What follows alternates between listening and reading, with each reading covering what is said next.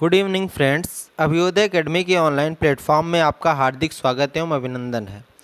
मैं अभिनव मिश्रा हिंदी के lecture series में जो कि टीजीटी पीजीटी का लेक्चर चल रहा है, उसके बाद जूनियर शिक्षक भर्ती का भी प्रीवियस ईयर के जो क्वेश्चन पूछे गए हैं अन्य शिक्षक भर्ती में उसका प्रैक्टिस करवाया जा रहा है।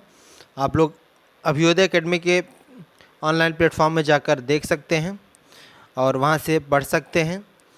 तो आज टीजीटी पीजीटी की लेक्चर सीरीज़ में मैं रीति काल जो कि नया चैप्टर है हिंदी साहित्य का, उसको स्टार्ट करने जा रहा हूँ।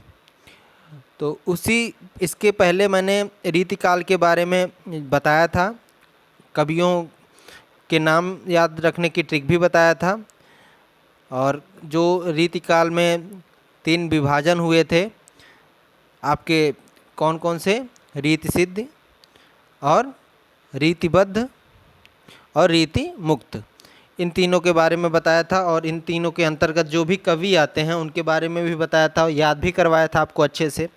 और हमें लगता है कि आपको ट्रिक अच्छे से याद होगी और नाम भी आपको अच्छे से याद होगा।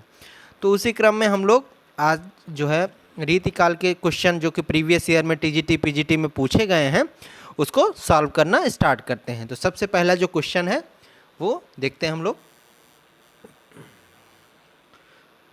और आप लोग जो है कमेंट के थ्रू आंसर बताएंगे कि कौन सा करेक्ट होगा, और अपना मूल्यांकन खुद ही करें कि आपके कितने करेक्ट हो रहे हैं, टोटल क्वेश्चन में से कितने नंबर आ रहे हैं, और कमेंट करके बताएं। तो जो पहला क्वेश्चन है वो है, निम्नलिखित कवियों का जन्म काल के अनुसार क्रम निर्धारण कीजिए। तो आपको इसके लिए जो है उनका बर्थ जो है याद होना चाहिए कि किस का बर्थ किस समय हुआ था। तो सबसे पहले हम लोग इसको भी ट्रिक से याद रखते हैं कि कौन कौन किस समय हुआ था। इसके लिए जो है ट्रिक याद रखते हैं। देखिए, सबसे पहले आए रहीम, सबसे पहले कौन आया? रहीम। उसके बाद कौन आए? घनानंद जी आए। उसके बाद रसलीन आए। उसके बाद ठाकुर जी आए। याद कैसे करेंगे? ट्रिक है उसकी।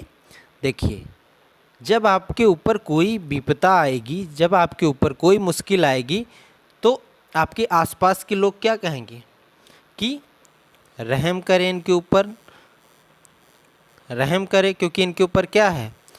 घनों के बादल आ गए हैं। क्या आ गए हैं? घनों के बादल आ गए हैं, मुश्किल की घड़ी चल रही है। और सजेशन क्या देंगे कि आप जो है ठाकुर जी के भक्ति में लीन हो जाइए, या ठाकुर जी के रस में लीन हो जाइए, तभी आपको क्या होगी? इससे मुक्ति मिलेगी। तो ऐसे ही इसको याद रखेंगे, ठीक है? इसी ट्रिक से याद रखेंगे। अब आते हैं क्वेश्चन नंबर 2 पे। क्वेश्चन नंबर 2, आप लोग इसका आंसर भी कमेंट में बताएं क्या होगा। क्वेश्चन पढ़ता हूं मैं। रीति काल की विशेषताओं के संदर्भ में निम्नलिखित में से एक विशेषता गलत है, उस विशेषता का चयन कीजिए। तो हम लोग देखते हैं, विशेषता भी मैंने पहले लेक्चर में बताया, वहाँ से जाके आप लोग देखें। रीति काल में अलंकरण की प्रधानता थी, तो बिल्कुल करेक्ट है। रीति काल की प्रमुख भाषा ब्रज भाषा थी, बिल्कुल करेक्ट है। रीति काल में प्रकृति का आलंबन रूप में वर्णन हुआ है, तो ये जो है ये ऑप्शन सी क्या है? गलत है। ऐसा नहीं हुआ, बहुत कम हुआ है, आलंबन रूप में बहुत ही कम प्रयोग हुआ है। और रीत काल में लक्षण ग्रंथों की प्रमुखता थी, ये भी मैंने बताया था आपको पहले लेक्चर में, तो वहाँ से जाके आप लोग देख सकते हैं और उसके बाद आके प्रैक्टिस करिए क्वेश्चंस के। क्वेश्चन नंबर 3 पे आते हैं। देखिए, इसके बारे में पढ़ लेते हैं। रीत काल में स्वतंत्र और आलंबन रूप में प्रकृति चित्रण बहुत कम हुआ है। रीति काल की अन्य विशेषताएं इस प्रकार हैं: लक्षण ग्रंथों का निर्माण, श्रृंगार चित्रण, वीर और भक्ति काव्य, नीति काव्य, ब्रज भाषा का उत्कर्ष और अलंकारिता तथा काव्य रूप इसी समय ज़्यादा हो। ओके, अब क्वेश्चन नंबर 3 पे आते हैं हम लोग। क्वेश्चन नंबर 3, रीतिकालीन, आप लोग इसका भी आंसर क्या कमेंट में दें कि इसका आंसर क्या होगा। रीतिकालीन कवियों की काव्य भाषा क्या थी? तो आपने अभी पढ़ा कि जो रीतिकालीन कवि थे उनमें किसकी प्रधानता थी? ऑप्शन कौन सा सी करेक्ट हो जाएगा, ब्रज भाषा की। ओके, इसके बाद जो मैं क्वेश्चन करूँगा या करवाऊँगा, इसके बाद जो क्वेश्चन, उसमें आपको मैं 2 सेकेंड दूंगा, उसमें आप लोग जो है कमेंट के थ्रू उसको आप वीडियो को पॉज करें और पॉज करने के बाद वीडियो को कमेंट के थ्रू आंसर दें। आंसर बिना देखे आप लोग आंसर दें, इससे आपको पता चलेगा कि आपको कितना आ रहा है और कितना नहीं आ रहा है। जो चीज़ें नहीं आ रहे हैं उसको सीखने का प्रयास करें और अपना मूल्यांकन करें कि कितने मार्क्स आप गेन कर पा रहे हैं। अब जब आप घर पे बैठ के और प्रैक्टिस करेंगे और उसमें जो मार्क्स पाएंगे उससे और ज़्यादा कम हो जाता है एग्ज़ाम में, क्योंकि एग्ज़ाम में क्या होता है, अलग से प्रेशर होता है एग्ज़ाम का, तो इस हिसाब से वहाँ पे क्वेश्चन और गलत हो जाते हैं। क्वेश्चन नंबर 4 पे आते हैं।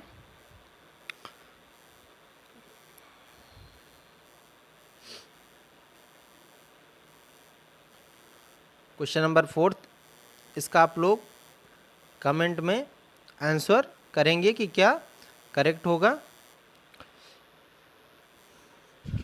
आचार्य रामचंद्र शुक्ल ने रीतिकाल का प्रवर्तक आचार्य किसे माना है? तो कमेंट के थ्रू आप लोग आंसर करें। मैं देख रहा हूँ किसका आंसर पहले आता है। चलिए मैं बताता हूँ। तो किसको माना था? आचार्य रामचंद्र शुक्ल ने क्या किया था? चिंता किया था। क्या किया था? चिंता किया था, क्योंकि वो कहाँ गए थे? वन में गए थे, तो वहाँ पे चिंता करने का विषय ही था, क्योंकि सीता माता को रावण हर के ले गया था, इसलिए राम जी को बहुत ज़्यादा चिंता हुई थी। तो इसी से याद रखेंगे, रामचंद्र शुक्ल ने रीतिकाल का प्रवर्तक आचार्य किसे माना है? तो चिंतामणि जी को माना है। ऑप्शन सी क्या हो जाएगा? करेक्ट हो जाएगा। क्वेश्चन नंबर 5 पे आते हैं। चलिए इसके बारे में थोड़ा तथ्य देख लेते हैं हम लोग कि और किसने किसको माना है, उसके लिए भी ट्रिक देख लेते हैं।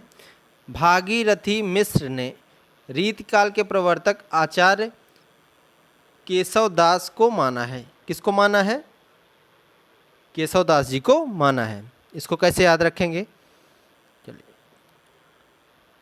अगर आप रथ से जा रहे हैं, क्या रथ से आप, क्योंकि रथ तो तेज चल रहा है, तो रथ से आप क्या करेंगे? भाग रहे होंगे, रथ से भाग रहे होंगे, और रथ से भाग रहे होंगे तो एक तो आप होंगे, कौन होगा? एक रथ में कौन रहता है? रथ में श्री कृष्ण जी भी रहते हैं, आपको पता है। केशव और उनके दास, जो उनका चालक होता है उन्हें दास बोलते हैं। तो ऐसे याद रखेंगे, भागीरथी मिश्र ने किसको माना है? केशव और केशव दास जी को माना है। नेक्स्ट, आचार्य विश्वनाथ मिश्र, आचार्य विश्वनाथ प्रसाद मिश्र ने रीतिकाल का प्रवर्तक किसको माना है? तो उन्होंने भी किसको माना है? क्योंकि विश्वनाथ है, नाथ, नाथ को ही मानेंगे ना। तो नाथ कौन थे? केशव जी थे। केशव मतलब कि भगवान श्री कृष्ण। अब बात करते हैं हम लोग, चिंतामणि ने रीति को काव्य का स्वभाव बोला है। काव्य का स्वभाव रीति को किसने बोला है? तो चिंतामणि जी ने बोला है। देव ने रीति को काव्य का द्वार बोला है। देखिए, आप अगर आपको देव की प्राप्ति करनी होगी तो क्या करेंगे? आप काव्य का द्वार चुनेंगे। किसका द्वार चुनेंगे? काव्य का द्वार चुनेंगे। तब आपको किसकी प्राप्ति होगी? देव की प्राप्ति होगी। और अगर आप जब तक उसके बारे में चिंतन मनन नहीं करेंगे तो काव्य का स्वभाव कैसे पता चलेगा? काव्य का स्वभाव कैसे पता चलेगा आपको? आपको उसके लिए चिंतन मनन करना पड़ेगा। तो चिंतन मनन से आप क्या याद रखेंगे? चिंतामणि। चिंतामणि ने रीतिकाल को क्या कहा है? काव्य का स्वभाव कहा है। और देव जी ने क्या बोला है? रीति को काव्य का द्वार बोला है। ऐसे ही ट्रिक से आप लोग याद रखेंगे। आते हैं question number, next question number 5 पे। तो आप लोग कमेंट करके बताएंगे क्वेश्चन नंबर 5 क्या है। रीतिकाल का समय था। देखिए ये बहुत इजी क्वेश्चन है, इसमें भी आप लोग टाइम लगाएंगे तो फिर गड़बड़ हो जाएगा। अब तक तो कमेंट आ जाना चाहिए। तो किस समय क्या था बताइए, तो ऑप्शन क्या हो जाएगा करेक्ट? ऑप्शन बी राइट हो जाएगा यहाँ पे। 1700 से 1900 विक्रम संवत तक माना गया है क्या, रीतिकाल का समय माना गया है। ओके, क्वेश्चन नंबर 6 पे आते हैं। रीतिकाल को श्रृंगार काल कहा है। तो मैंने इसके पहले ट्रिक से आपको याद करवाया था किसने क्या कहा है, उसमें भी बताया था मैंने कि हम लोग श्रृंगार किसका करते हैं, किसका श्रृंगार करते हैं, जो हमारे विश्व के नाथ होते हैं उनका हम लोग क्या करते हैं, श्रृंगार करते हैं। क्या करते हैं, श्रृंगार करते हैं।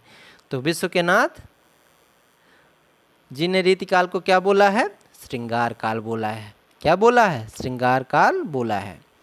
क्वेश्चन नंबर 7 पे आते हैं। चलिए कमेंट करके बताइए। अब तो आपको पता ही चल गया है कि हिंदी साहित्य में रीतिकाल को श्रृंगार काल किसने कहा है। तो किसने कहा है, विश्वनाथ प्रसाद मिश्र जी ने। किसने, विश्वनाथ प्रसाद मिश्र जी ने। क्वेश्चन नंबर 8, चलिए इसको कमेंट के थ्रू आंसर बताएंगे। इसका क्या होगा, रीतिकाल को कला काल किसने कहा है। रीतिकाल को कला काल किसने कहा है। चलिए आप लोग कमेंट के थ्रू इसका आंसर बताइए कि कला काल किसने कहा है रीतिकाल को। तो ऑप्शन क्या हो जाएगा यहाँ पे, ऑप्शन बी करेक्ट हो जाएगा। देखिए कला कौन, शंकर जी क्या करते थे, क्या करते थे, शंकर जी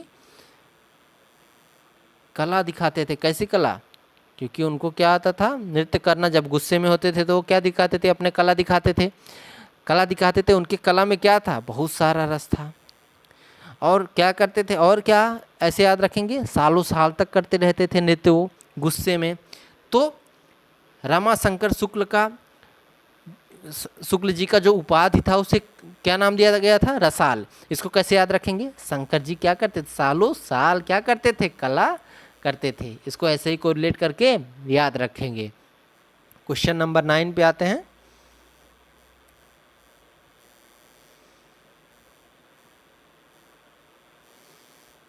चलिए क्वेश्चन नंबर 9, इसका आप लोग कमेंट के थ्रू आंसर बताइए। रीतिकाल को अलंकृत काल कहा है। अलंकृत काल किसने कहा है, आप लोग जवाब दीजिए जल्दी से। रीतिकाल को अलंकृत काल किसने कहा है। देखिए मैंने दो चीज़ें बताई थी आपको। एक मैंने बताया था कि श्रृंगार, श्रृंगार ऐसे लिखा जाता है। आप लोग श्रृंगार कई बार पूछा गया है, श्रृंगार शुद्ध अशुद्ध में शब्द में श्रृंगार पूछा जाता है। तो श्रृंगार किस तरह लिखा जाता है, एक ही होता है, ना कि यहाँ पे दो होता है, ये नहीं तो गलत हो जाता है। श्रृंगार आप लोग ऐसे लिखा जाता है, यहाँ पे लगा के ये। तो श्रृंगार में क्या है, जब श्रृंगार की बात करेगा तो किसकी बात करेंगे हम लोग, सा आ गया तो विश्वनाथ, इसकी बात करेंगे विश्वनाथ प्रसाद जी की। किसने बोला है श्रृंगार काल, विश्वनाथ। जब बात करेगा वो अलंकृत काल की, किसकी बात करेगा, अलंकृति, अलंकृति सॉरी, किसकी बात करेगा वो, जब अलंकृत काल की बात करेगा। तो अलंकृत काल, कृति, किसी की कृति होगी। और कृति मतलब देखिए इसमें 3 लोग थे, 3, अब तो पता ही चल गया होगा। श्याम बिहारी पहले थे, दूसरे कौन थे, सुखदेव बिहारी, तीसरे कौन थे, गणेश बिहारी। तो इनका नाम क्या है तीनों लोग से मिलकर, मिश्र बंधु जी। मिश्र बंधु जी को अलंकृत काल, मिश्र बंधु जी ने रीतिकाल को क्या बोला है, अलंकृत काल बोला है। क्या बोला है, अलंकृत काल बोला है। ओके, क्वेश्चन नंबर 10, चलिए आप लोग कमेंट करके बताइए क्या सही होगा। अब तो पता ही है इसमें रीतिकाल को अलंकृत काल किसने बोला है। तो 3 बंधु हैं, 3 बंधु कौन कौन से, मिश्र बंधु बोलते हैं उनको ना, मिश्र बंधु जी हैं। तो उसमें तीनों लोग का नाम आ ही जाता है, याद हो गया होगा अब तो, इतनी बार बता दिया मैंने।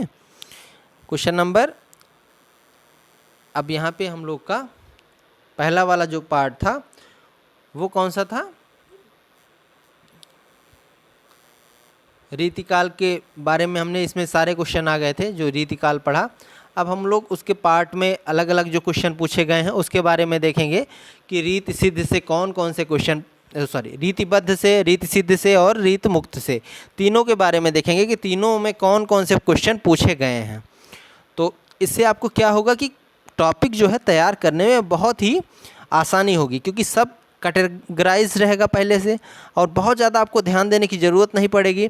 उससे आपको क्या होगा, बाय ट्रिक मैं याद दिलवाऊंगा और आप लोग उसी ट्रिक से इजीली एग्ज़ाम में जाकर उसको करेक्ट करके आएंगे, ये मेरी गारंटी है। आप लोग चेक कर लीजिएगा, मेरे क्वेश्चन करवाने के बाद आप लोग को अगर कहीं भी ऐसा क्वेश्चन दिख जाएगा सेम, तो आप लोग अपने आप ही उसको करेक्ट करके आएंगे। या टेस्ट सीरीज ज्वाइन किए होंगे किसी का, तो उसमें भी आप लोग देखेंगे कि आप लोग क्वेश्चन करेक्ट करेंगे। हम लोग आते हैं रीतिबद्ध में।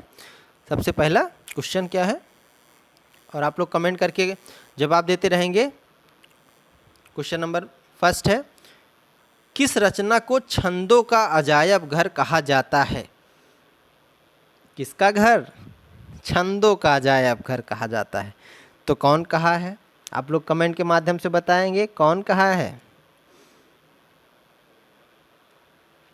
देखिए किसने कहा है? रामचंद्रिका जी ने। किसने बोला है? देखिए, अजायब घर, अजीब घर, ऐसे याद रखेंगे। जब भगवान रामचंद्र जंगल गए, कहाँ गए? जंगल गए। जंगल गए तो वहाँ पे घर कैसे होंगे? अजीब से ही तो होंगे।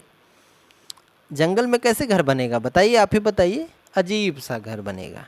तो ऐसे ही याद रखेंगे, रामचंद्र ने कैसा घर बनाया? अजायब घर। तो छंदों का अजायब घर किसने कहा? देखिए, चंद्र से याद रखेंगे छंद, चंद्र से याद रखेंगे छंद, और राम जी से याद रखेंगे अजायब घर। ओके, इसी ट्रिक से इसको याद रखेंगे। क्वेश्चन नंबर सेकंड करते हैं हम लोग रीतिबद्ध में।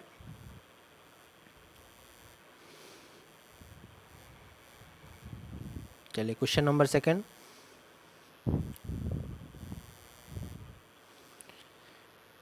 कवि प्रिया के रचनाकार का नाम बताइए। कवि प्रिया के रचनाकार का नाम बताइए। तो आप लोग कमेंट के थ्रू नाम बताइए कौन है कवि प्रिया। देखिए, केशव जी क्या थे?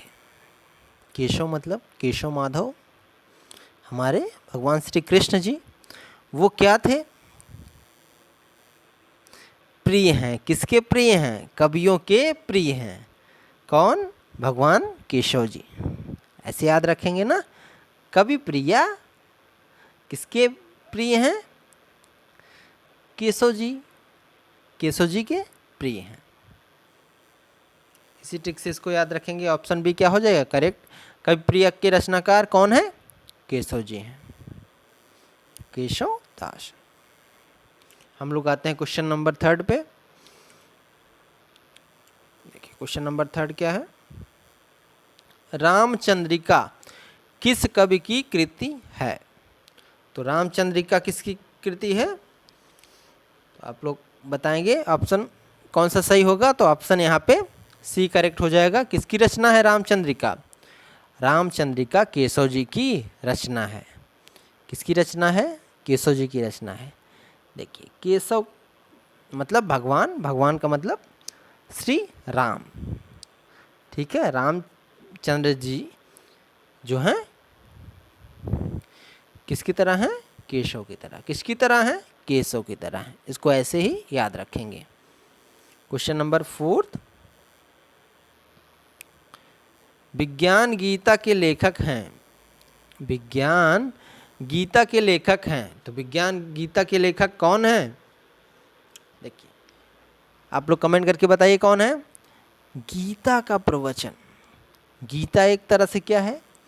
वैज्ञानिक किताब मानी जाती है हमारे लिए। तो वो क्या है? सबसे बड़ा क्या है?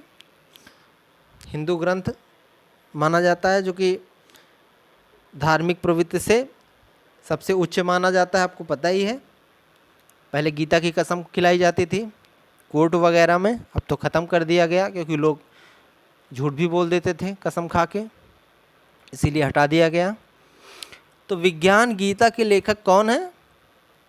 हमारे केशवदास जी। कौन है? केशवदास जी हैं। देखिए केशव माधव जी ने क्या बताया था, गीता में जो भी दिए गए हैं वाक्य वो सब केशवदास के द्वारा ही बताया गया है। केशव मतलब श्री कृष्ण भगवान के द्वारा। ठीक है, इस तरह से आप लोग को रिलेट करके याद रखेंगे तो अच्छे से याद रहेगा, आप लोग भूलेंगे नहीं।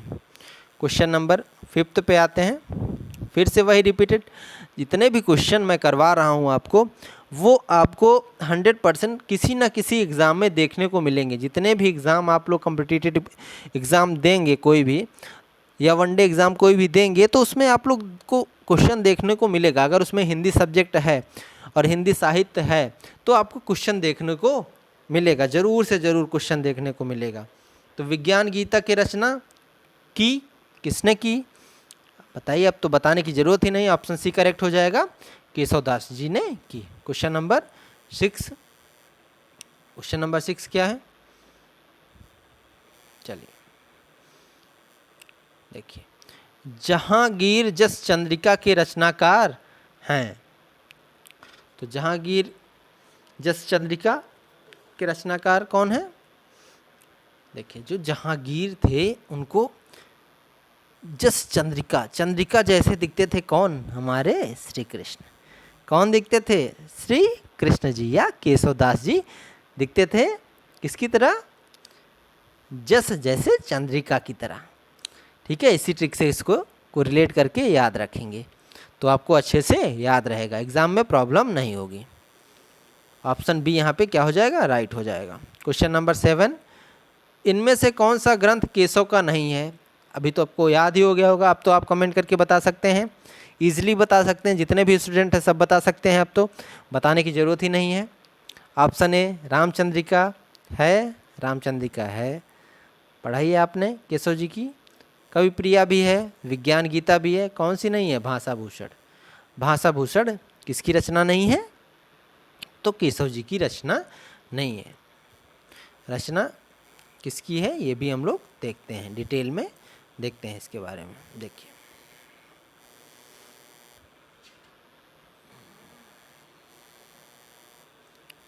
भाषा भूषण जसवंत सिंह की रचना है। किसकी रचना है? जसवंत की। देखिए जैसी आपकी भाषा रहेगी वैसी ही आपका भूषण रहेगा। जैसे ही आपकी भाषा होगी वैसा आपका क्या होगा? वेशभूषा होगी। ऐसे ही याद रखेंगे, जैसी आपकी भाषा वैसी आपकी वेशभूषा। तो जसवंत सिंह, इसमें भी आप लोग इसी ट्रिक से याद रखेंगे और इजीली याद रख, किसी भी दिमाग लगाने की ज़रूरत नहीं है। इसमें इन्होंने चंद्रलोक शैली में लिखा है और 212 दोहों का ग्रंथ है ये, और जिसे 5 प्रकाशों में विभक्त कर प्रस्तुत किया गया है। ओके, अब हम लोग क्वेश्चन नंबर 8 पे आते हैं। क्वेश्चन नंबर 8, भाषा बोल न जानई जिनके कुल के दास, यह कथन किस कवि का है? तो दास आ गया, तो कौन से दास हैं? किसके कुल के? केशवदास। ऑप्शन बी क्या हो जाएगा? करेक्ट हो जाएगा। किसके कुल के दास हैं ये? केशवदास ने, उन्हीं की पंक्ति है ये। पूरा पंक्ति पढ़ लीजिए आप लोग। भाषा बोलना जानई जिनके कुल के दास, ते ही भाषा कविता करी जड़मति केशवदास। बाद में इनका नाम आ गया, इसलिए पंक्ति की एक ही लाइन दिया था। जो एग्जामिनर था वो बहुत ही दिमाग एग्जामिनर के पास होता है, पता ही है आपको।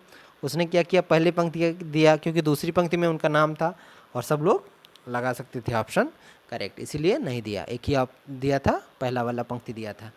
देखिए ये लिखा क्यों? क्योंकि इनके जो घर में थे वो सब लोग संस्कृत बोलते थे, पर इन्होंने जो बोला है वो बोलचाल की भाषा जो है वो ब्रज भाषा या जो है उसका संस्कृत का यूज़ तो किया नहीं है, लोक भाषा का यूज किया है, तो उसमें इन्होंने लिखा है। तो इसी वजह से इन्होंने ये बोला कि मेरे घर में तो कोई जानता ही नहीं था इस भाषा को, और मैं उसमें क्या कर रहा हूँ? उसमें कविता लिख रहा हूँ। क्वेश्चन नंबर 9 पे आते हैं। क्वेश्चन नंबर 9 में कमेंट करके बताइए आप लोग क्या सही होगा। हिंदी साहित्य में निम्नलिखित पंक्तियाँ किसके द्वारा लिखी गई हैं? यद्यपि सुलक्षणी सुबरन सरस सुवित भूषण बिनु न विराजई कविता बनिता मित। तो ये किसकी रचना है, जल्दी बताइए आप लोग। ये भी पंक्ति किसकी है, ये पंक्ति है केशवदास जी की। किसकी पंक्ति है, ऑप्शन बी करेक्ट हो जाएगा, केशवदास जी की है। तो इसमें केशव माधव जी हैं। देखिए, जब भी भगवान जो होते हैं वो कभी भी किसी की जाति और लक्षण के बारे में बात नहीं करते, जाति और लक्षण के बारे में बात नहीं करते, ना ही उनकी वेशभूषा या कितना सोना चांदी है आभूषण है उसके बारे में बात करते हैं। वो किस बारे में बात करते हैं, सिर्फ कि आपके बोली भाषा कैसी है, आपकी कविता कैसी है, उस पर बात करते हैं। ओके, तो इसको ऐसे ही याद रखेंगे। तो कौन है ये, यद्यपि सुजात या सुलक्षणी, क्योंकि ये कई बार पूछा है, अभी आपको आगे देखने को मिलेगा। क्वेश्चन नंबर 10 फिर से देखिए, वही क्वेश्चन सेम ही रिपीट हुआ है। तो अब तो आप कमेंट करके बताएंगे यहाँ किसकी पंक्ति है। ऑप्शन सी करेक्ट हो जाएगा, केशव दास जी की। क्वेश्चन नंबर 11 फिर से वही 3 बार रिपीट हुआ है। ये पीजीटी 2005 में पूछा गया है, फिर पीजीटी 2013 में पूछा गया है, टीजीटी 2009 में पूछा गया है। तो देख लीजिए आप लोग कितनी बार क्वेश्चन रिपीटेड है और कितना ज़्यादा मोस्ट इंपॉर्टेंट क्वेश्चन सारे मैं प्रैक्टिस करवा रहा हूँ। तो आप लोग को जो है पूरा का पूरा लेक्चर बिना देखे जो है वैसे जाने की आवश्यकता नहीं है, क्योंकि इससे इम्पॉर्टेंट कुछ आप पढ़ नहीं पाएंगे। जितना ज़्यादा आप क्वेश्चन प्रैक्टिस करेंगे, और ये तो इसमें जो है आप जूनियर शिक्षक भर्ती जो सुपर टेट हैं वो लोग भी करें, क्योंकि उसमें भी साहित्य है, तो वो लोग भी इसको देख सकते हैं। क्वेश्चन नंबर हम लोग 12 पे आते हैं। आचार्य भिखारी दास कृत प्रमुख काव्य शास्त्री ग्रंथ है। तो इसमें जो है 2 ऑप्शन दे दिया गया था, इस वजह से कंफ्यूज हो गए बच्चे और गलत करके आ गए। तो और क्वेश्चन ही गलत पूछा गया है, क्योंकि 2 ऑप्शन तो नहीं करेक्ट होगा, तो फिर या तो कॉमन नंबर देना पड़ेगा या 2 ऑप्शन देना पड़ेगा। तो काव्य प्रकाश और रस सारांश दोनों जो है किसकी, भिखारी दास जी की क्या है, काव्य शास्त्री ग्रंथ है। ओके, चलिए पढ़ लेते हैं हम लोग थोड़ा सा इसके बारे में, भिखारी दास जी के बारे में पढ़ लेते हैं। भिखारी दास रीति काल के रीतिबद्ध धारा के श्रेष्ठ कवि हिंदी कवि थे। इनका जन्म प्रतापगढ़ के निकट टेउगा में तथा मृत्यु बिहार में आरा के निकट भभुआ नामक स्थान पर हुई थी। ये प्रतापगढ़ नरेश के भाई हिंदूपति सिंह के आश्रय में रहे। इन्होंने काव्य शास्त्र पर कई ग्रंथ लिखे, जिनमें काव्य निर्णय श्रेष्ठ है। भिखारी दास द्वारा लिखी गई अन्य रचनाएं रस सारांश, श्रृंगार निर्णय, छंदोड़वर्ण, पिंगल और अमरकोश, शब्द नाम प्रकाश, विष्णु पुराण और शतरंज शतिका, ये सब क्या है, इनकी प्रमुख रचनाएं हैं। तो आप लोग देख सकते हैं बी और डी दोनों करेक्ट है। इस वजह से इसमें ये जो है कॉमन नंबर मिला होगा इसमें बच्चों को। क्वेश्चन ही गलत तरीके से पूछ लिया गया है। क्वेश्चन नंबर नेक्स्ट 13 पे आते हैं। वही पूछा गया अभी हमने पढ़ा क्या, शतरंज शतिका कृति के रचनाकार हैं। तो भिखारी दास जो होते हैं, जो भिखारी होते हैं वो दास होते ही हैं, आपको पता ही है, जो भिखारी होते हैं वो दास होते हैं। तो उन्होंने सोचा कि सब तो कहीं ना कहीं शतक लगाते हैं, मैं क्या करूं, शतरंज में शतक लगाऊं। किस में शतक लगा दूं, शतरंज में शतक लगा दूं, तो मेरा नाम क्या हो जाएगा, फेमस हो जाएगा। इसीलिए क्या किया उन्होंने, शतरंज शतिका लिखा। कौन सी कृति लिखी, शतरंज शतिका। क्वेश्चन नंबर 14 पे आते हैं। फिर से पूछा है भिखारी दास की रचना है, तो कौन कौन सी भिखारी दास की रचना है, आप लोग कमेंट के माध्यम से बताएं। ऑप्शन ए करेक्ट हो जाएगा, काव्य निर्णय। कौन सी है, काव्य निर्णय। क्योंकि जब आप क्या हो गए, भिखारी से दास से पहले आप वहाँ से आप भिखारी बनने जा रहे हैं, इस स्थिति पे पहुंच गए हैं, तो आपको कुछ ना कुछ निर्णय लेना पड़ेगा। क्या करना पड़ेगा? अपने काव्य पे निर्णय लेना पड़ेगा कि आप क्या कर रहे हैं, पढ़ाई नहीं कर रहे हैं अच्छे से। तो उन्होंने क्या लिखा? काव्य निर्णय लिखा। किसकी रचना है? भिखारी दास जी की रचना है। क्वेश्चन नंबर 15, निम्नलिखित में से कौन सा कथन असत्य है? निम्नलिखित में से कौन सा कथन असत्य है? पहला, रीतिबद्ध धारा के कवियों ने लक्षण ग्रंथों की रचना की, बिल्कुल करेक्ट। रीतिबद्ध धारा के कवियों को आचार्य कवि कहा जाता है, बिल्कुल करेक्ट। बिहारी रीति सिद्ध धारा के, पता ही है आपको बिहारी कौन थे? रीति सिद्ध में मैंने 2 ही बताया था आपको ट्रिक में। कौन कौन से? बिहारी और एक लोग और कौन है? अभी रस आगे चल के उनके बारे में डिस्कस करेंगे हम लोग। तो बिहारी थे, 2 कवियों का ही नाम मैंने बताया था। पहले बिहारी थे और दूसरे कौन थे? रसलीन। कौन थे? रस में जो लीन है। मैंने बताया था इसको कैसे याद रखेंगे आप लोग, क्योंकि बिहारी जी क्या हैं? बिहारी जी ने श्रृंगार रस में रचना की, और रसलीन तो नाम से ही रस में लीन है, पहले से ही क्या है? रस में लीन है। अब बताइए, केशव रीति मुक्त धारा के कवि थे कि नहीं थे? तो नहीं थे। केशव जी क्या थे? रीति मुक्त धारा के कवि नहीं थे। ये किसके थे? हमने क्या पढ़ा था कि अगर आप लोग को सर में केस हैं, आपके सर में केस हैं, तभी आप क्या होंगे? तभी आप क्या होंगे? रीतिबद्ध होंगे। रीतिबद्ध तरीके से आप चल रहे होंगे, तभी आप रीतिबद्ध होंगे। ऐसे ही मैंने याद करवाया था कि आपके केस होना ज़रूरी है, क्योंकि रीति रिवाज में रहना तो केस होना ज़रूरी है। क्वेश्चन नंबर 16 पे आते हैं। चलिए, इसका आप लोग कमेंट के थ्रू आंसर बताएंगे। भूषण को कवि भूषण की उपाधि किसने दी? टाइम ओवर होता है, अब आप लोग कमेंट आ गया होगा अब तक। तो भूषण को कवि भूषण की उपाधि किसने दी? तो देखिए, आभूषण की बात कौन करता है हरदम? ये मैंने पहले भी आपको बताया था, राजा करते हैं। कौन करते हैं? राजा करते हैं। तो राजा रुद्र ने इनको क्या? कवि भूषण की उपाधि दिया। सोलंकी राजा रुद्र ने इनको कवि भूषण की उपाधि दिया। क्वेश्चन नंबर 17, चलिए कमेंट करके बताइए क्या करेक्ट होगा इसमें।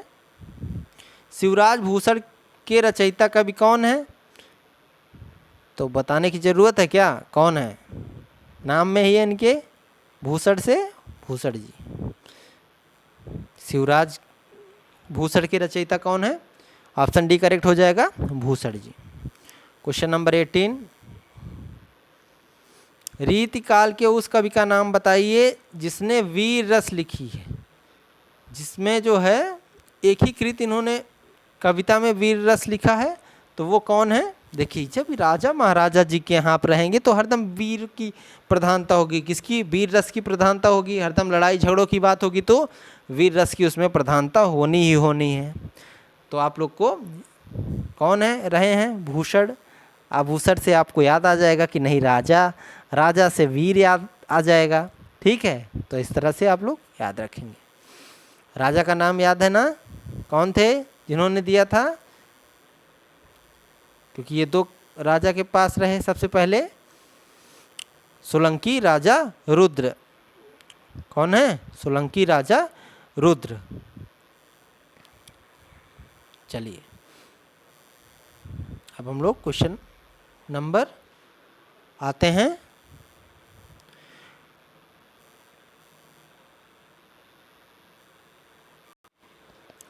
तो क्वेश्चन नंबर 19 पे आते हैं हम लोग। तो क्वेश्चन नंबर 19 क्या था? क्वेश्चन नंबर 18 में कौन सा करेक्ट ऑप्शन हो जाएगा? भूषण। कौन सा करेक्ट हो जाएगा? भूषण। क्वेश्चन नंबर 19 पे आते हैं। देखिए, अभी मैंने बताया था भूषण 2 राजाओं के दरबारी कवि थे। इनमें से पहले थे शिवाजी और दूसरे कौन थे? तो दूसरे कौन थे? क्योंकि ये सालों साल तक उनकी छत्र में रहे। सालों साल तक उनकी छत्र में रहे। किसकी छत्र में रहे?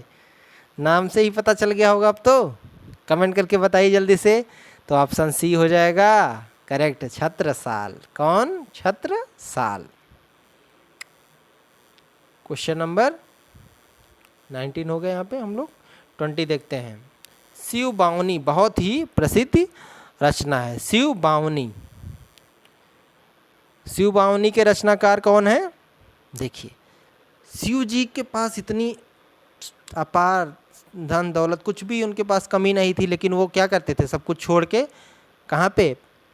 अपना पर्वत पे बैठकर क्या करते थे? जप तप करते रहते थे। और भूत प्रेतों के बीच में क्या रहते थे वो? तो इतना सारा वो धन दौलत था, लेकिन वो उसका कभी भी यूज नहीं किए, किसी चीज़ का यूज नहीं किए। तो ऐसे देखिए, शिव जी के पास क्या? 52, कितने आभूषण थे? 52 आभूषण थे, लेकिन उसका उपयोग कभी नहीं किए वो। कितने आभूषण थे शिव जी के पास? 52 आभूषण थे। तो इसी ट्रिक से इसको याद रखेंगे कि शिव बावनी के रचनाकार कौन है? भूषण। कभी नहीं भूलेगा, इस तरह से आप लोग को कभी नहीं भूलेगा। आप लोग इसको ट्राई करके देखें, 1-2 बार वीडियो रिपीट करके देख लेंगे तो आपको हरदम के लिए याद हो जाएगा। क्वेश्चन नंबर 21, भूषण रीतिकाल की किस काव्य धारा के कवि हैं? तो आप लोग बताइए, हम किस काव्य धारा में पढ़ रहे हैं भूषण जी को? मैंने ट्रिक से याद भी करवाया था आपको। ये जो है रीतिबद्ध, क्योंकि आभूषण की आवश्यकता कब होगी आपको? जब आप रीतिबद्ध तरीके से चलेंगे, तभी ना आभूषण की आवश्यकता होगी। तो रीतिबद्ध काव्य धारा के कवि कौन है? भूषण जी हैं। ऑप्शन ए करेक्ट हो जाएगा। इसके बाद आते हैं क्वेश्चन नंबर 22, क्या है? भूषण का वास्तविक नाम था। तो भूषण का वास्तविक नाम क्या था? घनश्याम था। क्या नाम था? घन के श्याम। तो जब भी आप लोग इसको कैसे याद रखेंगे कि इनका बचपन का नाम क्या था या वास्तविक नाम क्या था? घन श्याम था। देखिए, आभूषण की ज़रूरत भगवान को ही पड़ती है, तो आभूषण की ज़रूरत किसको पड़ी? श्याम जी को। श्याम जी को किसकी? धन और आभूषण की ज़रूरत पड़ी। ऐसे याद रखेंगे, घन से धन, धन श्याम को चाहिए तो उसके लिए क्या करेंगे? आभूषण की ज़रूरत पड़ेगी। ओके। क्वेश्चन नंबर 23, चलिए, महाकवि भूषण की रचना है। तो महाकवि भूषण की रचना कौन सी है? क्योंकि महाकवि भूषण जी किसके किसके दरबार में रहे? आपको पता ही है, 2 राजाओं के दरबार में रहे। जो दूसरे राजा थे उनका क्या नाम था? छत्रसाल। क्या नाम था? छत्रसाल। तो छत्रसाल दशक कौन लिखेगा? भूषण जी लिखेंगे। कौन लिखेंगे? भूषण जी लिखेंगे। क्वेश्चन नंबर 24, शिवराज भूषण ग्रंथ में किसका विवेचना मिलता है? तो क्योंकि आभूषण से क्या होंगे आप? अलंकृत होंगे। आभूषण से क्या होंगे? अलंकृत होंगे। तो अलंकार की विवेचना मिलती है किसमें? शिवराज भूषण में। किसमें? शिवराज भूषण में अलंकार की विवेचना मिलती है। Next question, question number 25। चलिए, क्वेश्चन इसका आप लोग कमेंट में जवाब दीजिए। गंग कवि का जन्म स्थान है। तो गंगा जी कहाँ से?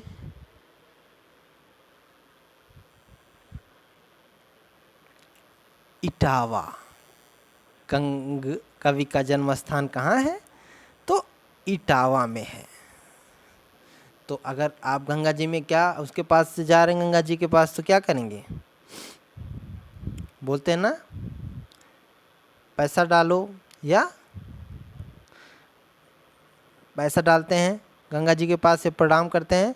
तो कुछ लोग उसमें क्या किए? ईंट डाल दिए। क्या किए? गंगा जी में ईंट डाल दिए। तो गंगा जी कहाँ के थे? गंग कवि कहाँ के थे? इटावा के थे। कहाँ के थे जन्म स्थान इनका? इटावा। इसी से याद रखेंगे। क्वेश्चन नंबर आते हैं हम लोग 26। क्वेश्चन नंबर 26 क्या है? नैन नचाए कहो मुस्काए, लला फिर आइयो खेलन होली। तो यह किसने बोला है? लला अब आइयो खेलन होली। तो आप लोग कमेंट करके बताइए किसने कहा है इसको। जब आपको आना पड़ेगा होली खेलने तो किससे चलकर आएंगे आप लोग? अपने पदों से चलकर आना है। किससे चलकर आना है? पदों से चलकर आना है। क्या खेलने? होली खेलने। तो याद कैसे रखेंगे? पदों से चलकर पदमाकर, पदों से चलकर पदमाकर। Question number 27। चलिए। नैन नचाई कहो मुस्काई, लला फिर आइयो खेलन होरी। आइयो खेलन होरी। फिर से वही क्वेश्चन, रिपीटेड क्वेश्चन। मैंने बताया ये क्वेश्चन बहुत इंपॉर्टेंट है क्योंकि बार बार पूछे गए एग्जाम्स में। तो अब जो भी एग्ज़ाम होंगे उसमें भी रिपीट होंगे 100%। यही सब क्वेश्चन पूछे जाएंगे, इसके अलावा नहीं आएगा। तो आप लोग इसमें सीधे ही ऑप्शन बता सकते हैं कौन सा ऑप्शन सही होगा। ऑप्शन सी करेक्ट होगा, पदमाकर जी पदों से आकर होली खेलेंगे। ओके। क्वेश्चन नंबर 28 पे आते हैं। क्या है? गंगा लहरी किसकी रचना है? तो गंगा लहरी किसकी रचना है? चलिए, आप खड़े हैं, आपको लहर 1 बाय 1 करके, मतलब पदों पर आ करके 1 बाय 1 स्टेप का मतलब क्या हुआ? आपके पहले पद के एक भाग पे, फिर उसके ऊपर भाग पे, इस तरह लहर आएगी। किसकी लहर आएगी? गंगा की लहर आएगी। किसकी लहर आएगी? गंगा की लहर आएगी। और जब भी आने की बात होगी तो किससे आएंगे आप लोग? पदों से। किससे आएंगे? अपने पदों से। तो पद्माकर की कौन सी रचना होगी? गंगा लहरी। क्वेश्चन नंबर 29 क्या है? प्रबोध पचासा ग्रंथ के रचयिता हैं। तो प्रबोध पचासा के रचयिता कौन है? कमेंट करके बताइए आप लोग। कि आप लोग को बोध कब होगा किस चीज़ का? कि आप 50 साल के हो गए हैं। कब बोध होगा? जब आपको अपने पदों से ठीक से नहीं चल पाएंगे, अपने पैरों से ठीक से नहीं चल पाएंगे। ठीक है, पदों से नहीं चल पाएंगे तो क्या होगा? आपको बोध होगा कि मैं 50 साल का हो गया हूँ। तो प्रबोध पचासा किसकी रचना हो जाएगी? पद्माकर जी की। ऑप्शन डी करेक्ट हो जाएगा यहाँ पे। आप लोग कमेंट करके बताइए किसकी पंक्ति है या किसके दोहे हैं? अमिलय हलाहल मद भरे, श्वेत श्याम रतनार, जियत मरत झुकी झुकी परत, जिह चितवत एक बार। तो यह किसकी रचना है? कमेंट करके बताइए किसकी रचना है। देखिए, आप लोग को इसमें ऑप्शन से ही याद मैं करवा दे रहा हूँ। सारे क्वेश्चन को मैंने ऑप्शन से ही याद करवा दिया है। इसमें भी हम लोग बहुत अच्छा क्या देखते हैं? ट्रिक देखते हैं। जब आप रस में लीन हो गए, किसके रस में लीन हो गए? आपने ड्रिंक सिंक कर लिया, मान लीजिए आपने ड्रिंक कर लिया, तो क्या करेंगे आप? ऐसे ही चलेंगे ना, जियत मरत झुक झुकी परत, जी चितवत एक बार। कभी इधर देख रहे हैं, कभी उधर देख रहे हैं, कभी इधर गिर रहे हैं, कभी उधर गिर रहे हैं। तो यह किसकी रचना है? किसकी दोहे हैं? रसलीन जी के। क्वेश्चन नंबर हम लोग 31 पे आते हैं।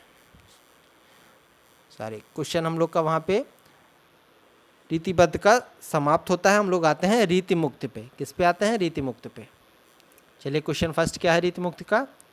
घनानंद रीति काव्य के किस काल के कवि हैं? तो घनानंद, घन के बादल कब मंडराएंगे आप पे? जब आप रीति के हिसाब से नहीं चलेंगे, रीति से मुक्ति चाहेंगे, तो आपके ऊपर क्या मंडराएंगे? घन के बादल मंडराएंगे। याद रखिए ऐसे। ऑप्शन हमारा बी करेक्ट हो जाएगा। क्वेश्चन नंबर सेकंड क्या है? कमेंट करके बताइए आप लोग। घनानंद किस वर्ग के कवि हैं? फिर से वही क्वेश्चन, रीति मुक्त। किसके? रीति मुक्त के। क्वेश्चन नंबर 3, इनमें से कौन सा कवि रीति मुक्त नहीं है? तो बताइए। घनानंद जी हैं, बिल्कुल हैं, आपको पता है। जब आपके क्या होंगे? वह आलम आएगा जब आपके ऊपर घन के बादल मंडराएंगे, तो आपको क्या होगा? बोध होगा। किस चीज़ का बोध होगा? कि मैं रीति मुक्त तरीके से जी रहा था, अब मुझे रीतिबद्ध तरीके से जीना पड़ेगा। तो ऑप्शन कौन नहीं है रीति मुक्त में? मैंने ट्रिक के अनुसार कौन बचा? तो ऑप्शन डी करेक्ट हो जाएगा। इसकी ट्रिक जानने के लिए हमारा वीडियो देखें, जो इसके पहले मैंने रीतिकाल का वीडियो डाला है। आप लोग अभ्युदय एकेडमी पे जाकर टीजीटी पीजीटी वाले प्ले लिस्ट में जाइए, वहाँ पे आपको इसके पहले का वीडियो मिल जाएगा रीतिकाल का। तो क्वेश्चन नंबर 4 देखते हैं। इनमें से कौन सा कवि रीति मुक्त नहीं है? तो रीति मुक्त कौन सा कवि नहीं है? घनानंद जी हैं रीति मुक्त, आलम आएगा, बोध भी आएगा, लेकिन केशवदास नहीं है। केस कहाँ पे आता था? रीतिबद्ध में आता था, याद होगा आपको अच्छे से। क्वेश्चन 5 पे आते हैं। इनमें से किस कवि की प्रेमिका का नाम सुजान था? तो कौन से ऐसे कवि थे जो अपनी हर कविता में सुजान नाम बार बार लिखे हुए हैं? तो कौन थे ऐसे? पता है आपको? आनंद रहते थे, जो अपने धुन में आनंद रहते थे। जब उनको प्यार हो गया था तो वो क्या करते थे? अपने धुन में आनंद रहते थे और बार बार किनका नाम लिखते थे? अपनी प्रेमिका का। तो प्रेमिका का नाम क्या था? सुजान। तो किसकी प्रेमिका थी वो? घनानंद जी की। तो यहीं से आप लोग याद रखेंगे। चलिए फिर से वही क्वेश्चन, सुजान शब्द का प्रयोग की कविता में सर्वाधिक हुआ है? तो घनानंद जी। किसकी थी ये प्रेमिका? घनानंद जी की। क्वेश्चन नंबर 7, घनानंद की कृतियाँ किस भाषा में हैं? तो आपको अच्छे से पता है कि जो घनानंद जी थे वो क्या थे? बड़े ही कठोर थे, क्योंकि वो क्या थे? प्यार में पागल हो चुके थे। किसके? सुजान के। तो वो कठोर थे। कठोर मतलब वो वज्र थे। क्या थे वो? वज्र भाषा में अपनी कृतियाँ करते थे, कठोर थे वो। क्वेश्चन नंबर 8 पे आते हैं। सुजान सागर के लेखक हैं, सुजान नाम आ गया, कौन होंगे? घनानंद जी। कौन होंगे? घनानंद जी। क्वेश्चन नंबर 9 पे आते हैं। लोग हैं लागी कवित्व बनावत, मोहितो मेरे कवित्व बनावत। कवित्व बनावत तो कौन है जो कि बार बार क्या बना रहे हैं? कवित्व बना रहे हैं। तो ऑप्शन कौन सा करेक्ट हो जाएगा? चलिए देखते हैं। ऑप्शन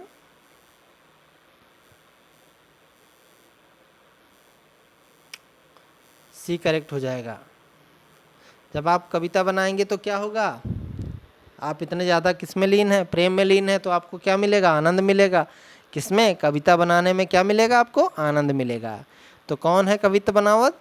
घनानंद जी। कौन है? घनानंद जी। नेक्स्ट क्वेश्चन नंबर 10, आप लोग कमेंट करके इसका आंसर बताएं। अति सूधो स्नेह को मार्ग है, जहाँ ने कुछ सयानप बाक नहीं। पंक्ति के लेखक हैं। देखिए यहाँ किसकी बात कर रहे हैं? देखिए नेक सांप, ऐसे सयानप मतलब सांप से याद रखिए। और मारक, मारने का काम भी करते हैं कौन? सांप। तो जब भी आपके ऊपर घन के बादल मंडराएंगे, घन के बादल मंडराएंगे, तो आपको क्या करेंगे? डर लगेगा। किससे? सांप से। किसका? मरने का डर लगेगा, कहीं काट ना ले, मर ना जाए। तो ऑप्शन सी करेक्ट हो जाएगा। यह पंक्ति भी किसकी है? घनानंद जी की। क्वेश्चन नंबर 11, सीख लीनो मीन मृग खंजन कमल नयन, सीख लीनो जस औ प्रताप को कहानो है। तो यह पंक्ति किसकी है? कमेंट करके बताइए। कमल नयन किसके होंगे? कमल नयन किसके होंगे? हमारे ईश्वर। ईश्वर कौन? ठाकुर जी को ईश्वर बोलते हैं हम लोग। कौन? ठाकुर जी, हमारे ठाकुर जी। तो ऑप्शन ए करेक्ट हो जाएगा। उसके बाद हम लोग क्वेश्चन नंबर 12 देखते हैं।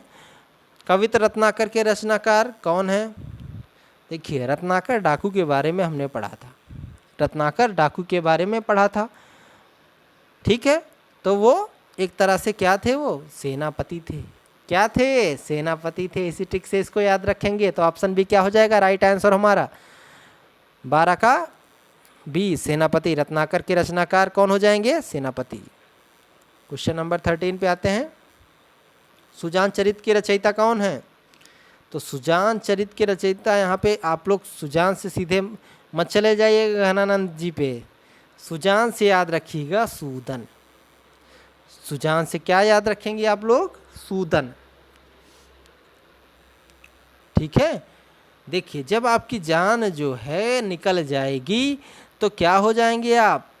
सो जाएंगे, सूद जाएंगे। क्या हो जाएंगे? सूद जाएंगे। ऐसे याद रखेंगे कि सुजान चरित के रचयिता कौन है? सूदन जी। क्वेश्चन नंबर नेक्स्ट 14, निम्न में से किस कवि ने सतसई की रचना नहीं की? तो कौन से ऐसे कवि हैं जो कि सतसई की रचना नहीं किए? मतीराम जी की है सतसई से, बिहारी की भी है, वृंद की भी है। देखिए, जहाँ भी ईश्वर की बात करेंगे वो उनकी रचनाएं तो हैं। बिहारी, क्या बोलते हैं हम लोग? बिहारी बोलते हैं भगवान श्री कृष्ण को। वृंदा से रिलेटेड थे और उनको भी मती राम जी का दूसरा अवतार भी मानते हैं। तो कौन कौन सतसई की रचना किया है? मतीराम जी ने किया है, बिहारी जी ने किया है, वृंद जी ने किया है। बचे कौन? सेनापति। सतसई से याद भी रखेंगे क्या? सेनापति ने सतसई की रचना नहीं की है और तीनों कवियों ने की है। नेक्स्ट क्वेश्चन, चलिए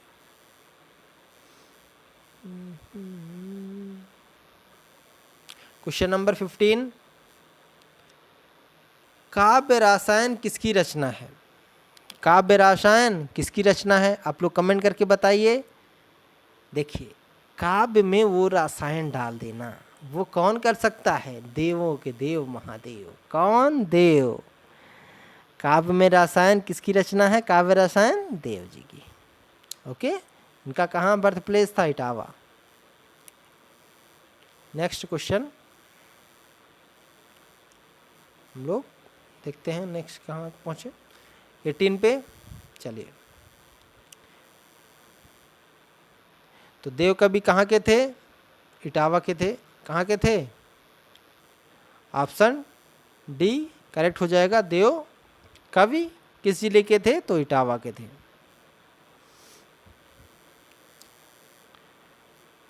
सुजान विनोद के रचनाकार कौन है? तो सुजान विनोद। देखिए, सज्जन और विनोद कौन होते हैं? देव होते हैं। कौन होते हैं? देव होते हैं हमारे। क्या होते हैं? सुजन और विनोद होते हैं। नेक्स्ट क्वेश्चन नंबर 18, जाति विलास के रचयिता कौन है? देखिए, जाति, हम लोग जाति पात में क्या करते हैं? विलाप करते रहते हैं। इस कास्ट के हैं, उस कास्ट के हैं, इस तरह का हम लोग विलाप करते रहते हैं। अब विलाप कौन नहीं करेगा? जो देव होंगे वो विलाप नहीं करेंगे इस चीज़ों का। कौन होंगे? जो देव होंगे, श्रेष्ठ होंगे, वो इन सब चीज़ों का विलाप नहीं करते हैं। ओके, क्वेश्चन नंबर 19 पे आते हैं हम लोग। अष्टयाम किसकी रचना है? तो अष्टयाम किसकी रचना है? यम से यम दूत। यमदूत क्या हैं? देव हैं। यमदूत जी क्या हैं? देव हैं। तो अष्टयाम किसकी रचना हो जाएगी? देव की रचना हो जाएगी। नेक्स्ट हम लोग अब आते हैं रीति सिद्ध काव्य पे। कौन सा काव्य पे आते हैं? रीति सिद्ध पे। तो सबसे पहला रीति सिद्ध का क्वेश्चन, रीतिकाल के रीति सिद्ध काव्य धारा के कवि हैं। तो आप लोग बताइएगा कौन है? मैंने याद करवाया था आपको, रीति सिद्ध के कौन थे? बिहारी जी। ऑप्शन डी क्या हो जाएगा? करेक्ट हो जाएगा। दो ही तो थे, कौन? रसलीन और बिहारी। क्वेश्चन नंबर नेक्स्ट, चलिए क्वेश्चन नंबर 2, बिहारी रीतकाल के किस काव्य धारा के थे? तो आपको पता है रीति सिद्ध के। किसके थे? रीति सिद्ध के।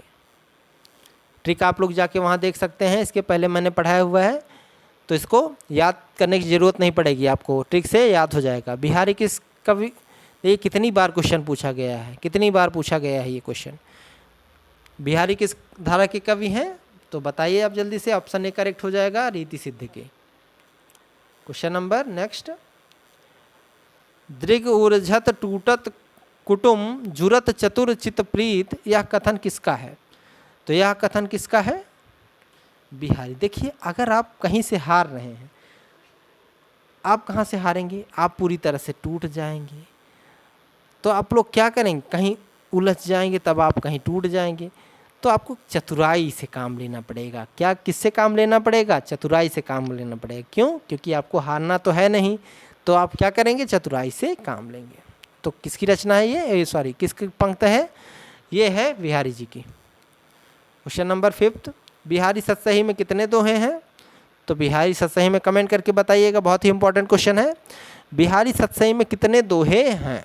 तो बिहारी सतसही में 719 दोहे हैं। देखिए बिहारी, बिहारी नाम आया बिहारी, तो हिंदी में बाद में क्या रा आ रहा है, रा में इंग्लिश में लिखते हैं कैपिटल में, रा का मतलब इंग्लिश में क्या होता है, 18वें पे अल्फ़ाबेट आता है। एक प्लस कर लेना है क्योंकि इस पे ई की मात्रा लगी हुई है, एक प्लस कर लेना है तो 719, 19 याद होगा वहाँ से और 7 ऐसे याद रखिएगा, तो 719 हो जाएगा। कितनी पंक्त हैं इसमें, दोहे 719 है। क्वेश्चन नंबर नेक्स्ट 6, बिहारी की रचना का क्या नाम है? तो बिहारी की रचना का एक ही तो उनकी रचना ही है, बिहारी सतसही, याद ही नहीं रखना है कुछ भी इसमें। मैं याद आपको रटने के लिए नहीं बोल रहा हूँ, सब मैं ट्रिक बाय ट्रिक आपको याद करवा दे रहा हूँ। आपको कुछ नहीं, बस देखना है वीडियो, आपको कोई मेहनत नहीं करनी है इसमें। बिहारी निम्न में से किस काल के कवि थे? तो बिहारी किसके थे? रीतिकाल के कवि थे। किसके कवि थे? रीतिकाल के। क्वेश्चन नंबर 8, बिहारी सतसही किस भाषा के काव्य ग्रंथ हैं? तो किसमें लिखा है इन्होंने? ब्रज, बास बिहारी बासे ब्रज, तो इन्होंने किसमें लिखा है? ब्रज भाषा में। 9th है क्वेश्चन नंबर, रीतिकाल का वह कौन सा कवि है जो अपनी एकमात्र कृति से ही साहित्य में अमर हो गया? तो कौन है? बिहारी जी। बिहारी सतसही एक ही कवि, इन्होंने एक ही अपनी कृति लिखा है। तो हम लोग का जो है क्वेश्चन आज यहीं पे समाप्त होता है। आज हमने पूरा रीतिकाल पढ़ा, इसके बाद इसके पहले मैंने जो है आदिकाल पूरा पढ़ाया है, भक्तिकाल पढ़ाया है।